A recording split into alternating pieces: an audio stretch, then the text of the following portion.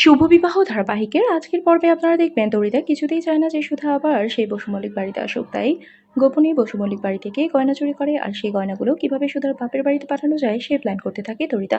এদিকেই তরিতা তার শ্বশুর মিলে তার বাপের বাড়িতে এসে অনেক কথা শুনিয়ে গেছে ও তাদেরকে অনেক হুমকি ধামকিও দিয়ে গেছে, কিন্তু এসবের কিছুই জানে না সুধা ও তেজ। তারপর পুজোর অনুষ্ঠান শেষ করে বাড়ি ফিরতে সাংবাদিকদের দেখে তেজকে সবকিছু ফোন করে জানিয়ে দেয় সুধা। এদিকেই সুধার বাড়িতে সাংবাদিকেরা এসেছে শুনে সবাই চলে আসে সুধার বাপের বাড়িতে।